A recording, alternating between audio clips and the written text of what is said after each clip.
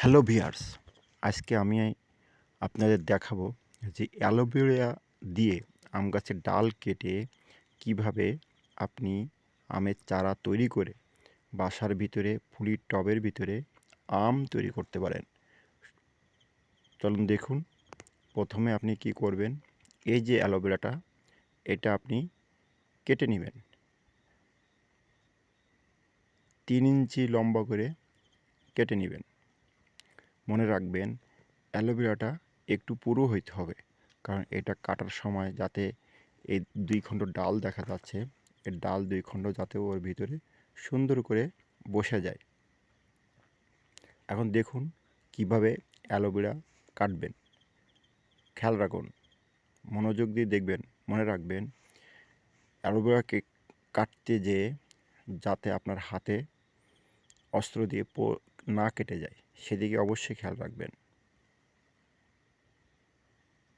দেখুন কিভাবে কাটছে, সুন্দর করে কাটছে। এটা কাটবেন এমনভাবে যাতে এর ভিতরে বসে যায়। আস্তে করে ওপর থেকে ছালটা উঠায় ফেলাবেন। যে দেখেন কিভাবে টানা হচ্ছে, আস্তে করে টেনে উঠায় ফেলান।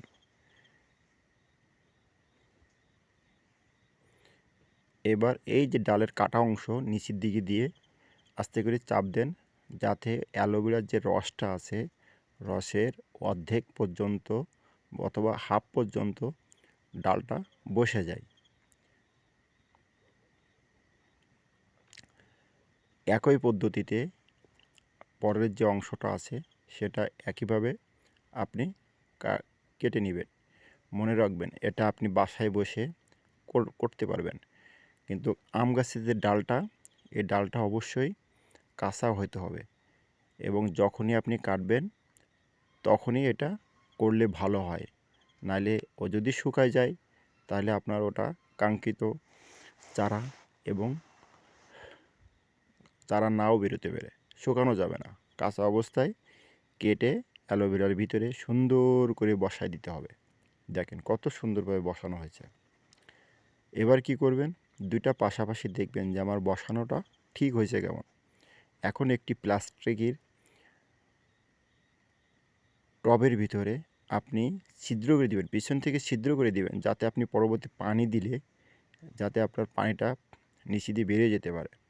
এখন যে মাটিটা দিবেন, এই মাটির ভিতরে কিছু জৈব সার মিশ্রিত করে দিবেন, কারণ বারবার এখানে আপনি জৈব সার দিতে পারবেন না, যাতে চারাটা গজানোর পরে জৈব সার ওই মাটির থেকে নিতে পারে।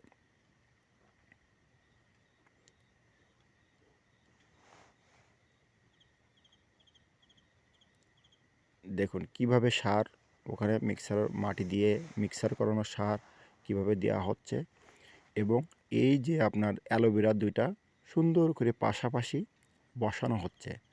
যখন চারা গজাবে তখন এই দুইটা কিন্তু আলাদা আলাদা করে ফেলাতে হবে। তখন এই মাটির এই টবটা ভেঙে দুইটা আলাদা আলাদা করে অন্য আরেকটা দুইটা টবে দিতে হবে। এই যে সুন্দর করে দেওয়া হচ্ছে, দেখছেন? এখন ওর উপরে মাটি দিয়ে ভরাট করে দিতে হবে। টবটা সুন্দর করে ভরাট করে দিতে হবে।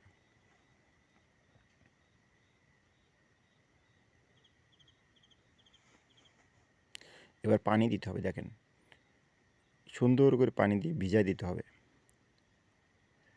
পানি দিয়ে ভিজায় দিতে হবে, নিচে দিয়ে ছিদ্র আছে, পানি বেরোয় যাবে, আপনার টেনশন করা লাগবে না। এইবার চারা গজানোর পরে আপনি সুন্দর করে মাটি দিয়ে আপনার এই চারা লাগায় রাখবেন। এইভাবে বোল, মুকুল, আম সবই ধরবে ইনশাল্লাহ। দেখেন কত সুন্দর চারা, এই চারা